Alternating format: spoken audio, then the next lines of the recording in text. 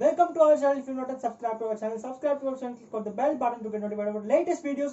Today in this video we are going to discuss about the viruses. So please watch the video till the end. This video lecture is completely an animated series. So let's get into it. Today in this video we are going to discuss about the viruses. Let us begin with the origin of the word virus. The word virus means poison in Latin because people initially thought that the viral diseases are caused by some poisonous substances. Next, we have to discuss about the definition of virus. Virus is a submicroscopic infectious agent that replicates only inside the living cell of an organism. Virus infects all types of life forms from animals and plants to microorganisms. So virus is a submicroscopic infectious agent because most of the viruses cannot be seen under a normal light microscope.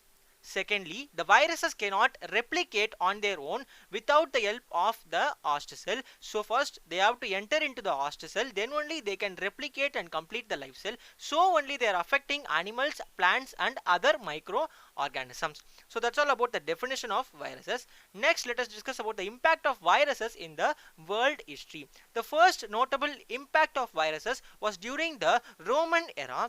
The great epidemic of the Roman era was caused by the measles and smallpox virus, which killed millions of viruses in the Roman Empire. The second important impact of the viruses was during the period of the colonial powers when the Spanish people entered the American continent ruled by native Aztec rulers. They brought along with them the smallpox virus also. The Native American people, being not that much immune against the smallpox virus, were infected by the smallpox virus, which helped the Spanish colonial powers to easily conquer the entire American continent without much difficulty. The third important impact is the COVID-19 pandemic, which we are currently facing now.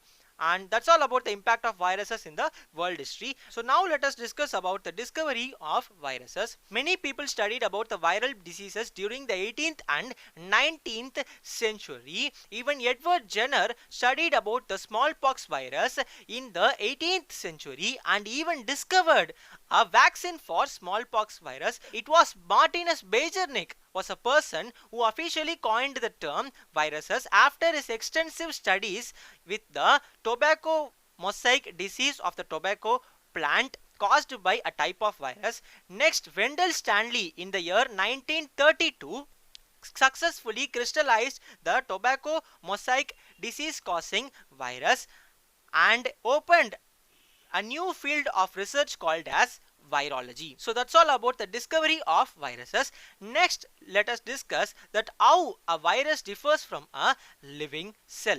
The first important difference we must note is that the viruses are acellular in organization. That is, they will not have any cell organelles.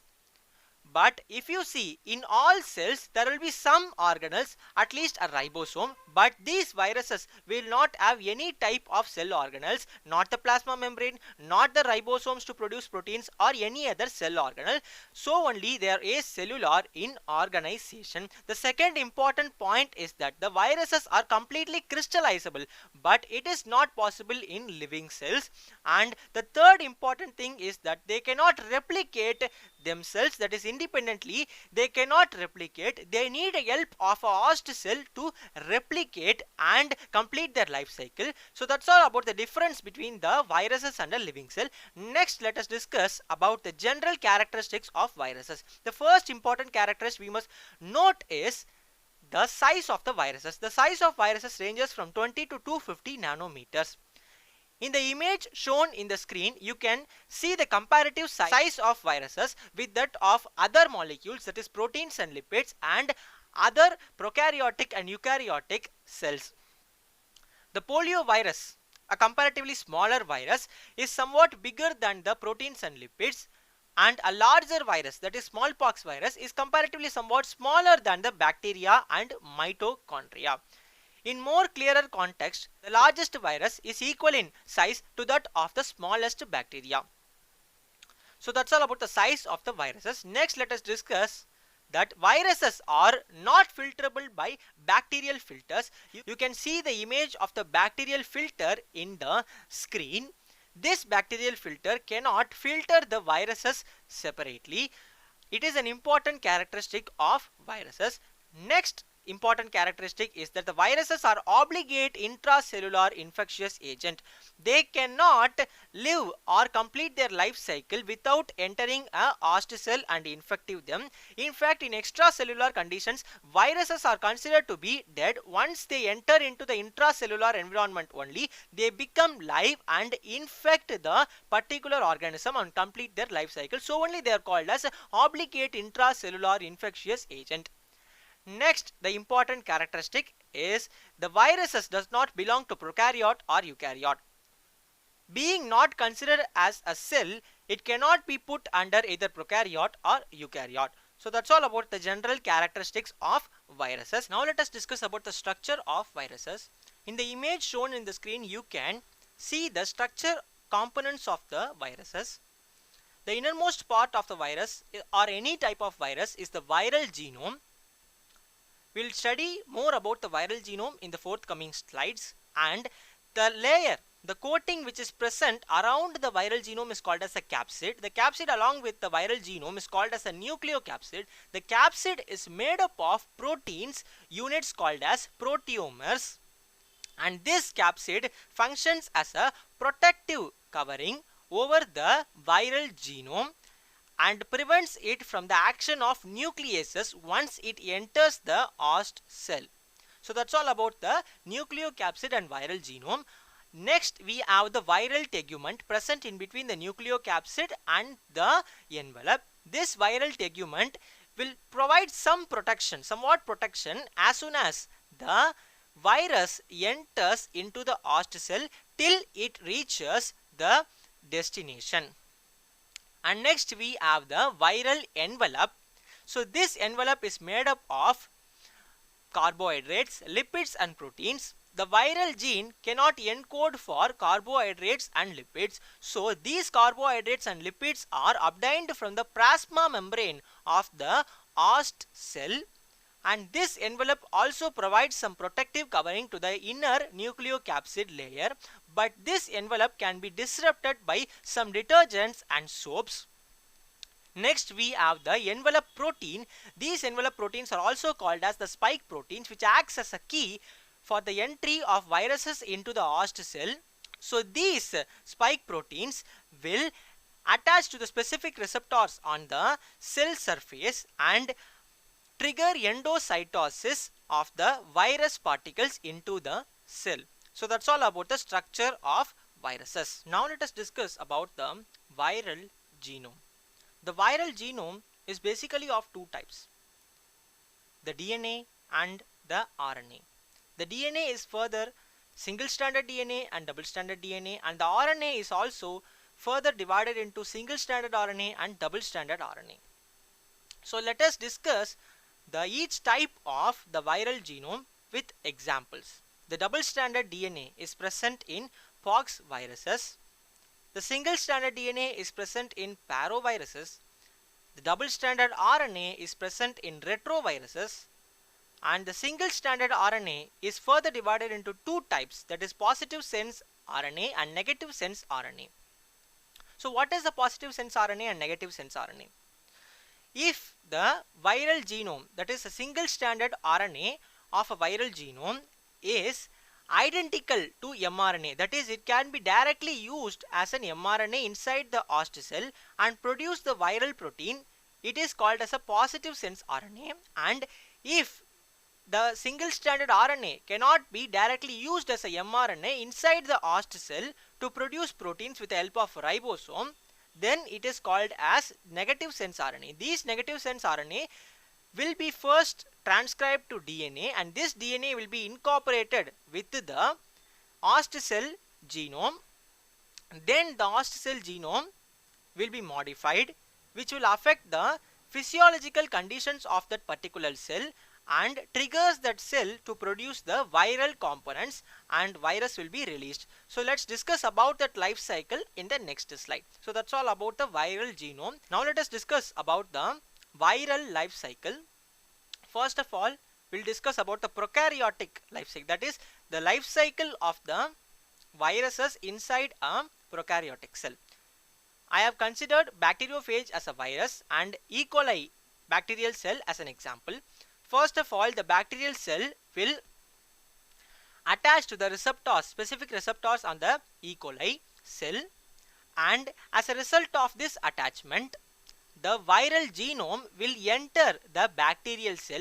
This genome will be converted, that is transcribed to mRNA, and this mRNA, with the help of the ribosomes present inside the E. coli, will be producing the viral proteins, that is phage coat proteins, other protein components, and DNA is also produced separately. The host DNA will be completely degraded in case of the lytic cycle. But if you see in case of the lysogenic cycle of the bacteriophage, the DNA will not be transcribed to mRNA. It will be attached or incorporated to the host cell DNA, and the host cell DNA will be modified. It will affect the physiological conditions of that particular E. coli cell. As a result, the E. coli cell will start producing the viral components, but the cell will not be lysed. But in case of lytic cycle, which is shown in the image, the viral components are produced. After the viral components are produced, they will be united to form the bacteriophages. The new bacteriophages will break open the E. coli cell and will be released outside and affect new E. coli cells. That is the lytic cycle of the bacteriophage. So that's all about the prokaryotic life cycle of the viruses. Next, let us discuss about the life cycle of viruses inside a eukaryotic cell. In case of eukaryotic cell, let me consider an animal cell. First, the virus will attach to specific receptors on the animal cell membrane. As a result of this attachment, it will produce some chemical changes, and endocytosis will occur. This endocytosis will bring the virus particles inside the cell. The viral particle will release the genome. This genome, if it is a positive sense RNA, it can be directly used as a mRNA to produce proteins with the help of the ribosomes. But if it is a negative sense RNA, then it will be incorporated with the host cell genome, and it will undergo further processes to produce the viral components. These viral components will be combined together to form new virus particles, and these viral particles will leave the cell to attack new cells. So that's all about the life cycle of viruses in the eukaryotic cell. Next, let us discuss about the most interesting concept of virions. So these virions, what are these virions? These are nothing but the extracellular viruses. If a virus is in extracellular environment, it is called as a virion. So these virions are nothing but extracellular infectious agent, a complete virus with all components needed for the host cell infection. It's referred to as a virion. That's all about the virions. Next, let us discuss about the virioids. The virioid is nothing but a single-stranded RNA viral genome.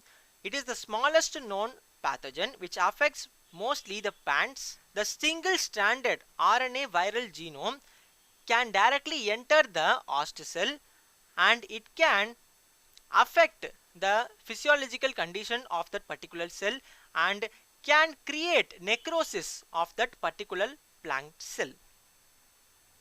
So next, let us discuss about the prions. These prions are infectious viral protein particles that are entirely proteins.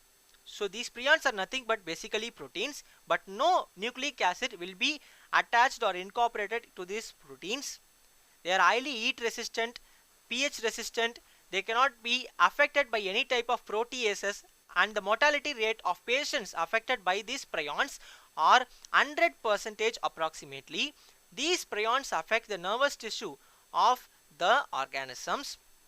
It can be transmitted by eating the affected meat of that particular organism, and it is very dangerous and fatal because no proved cure is present for the prion infection. So that's all about the viruses.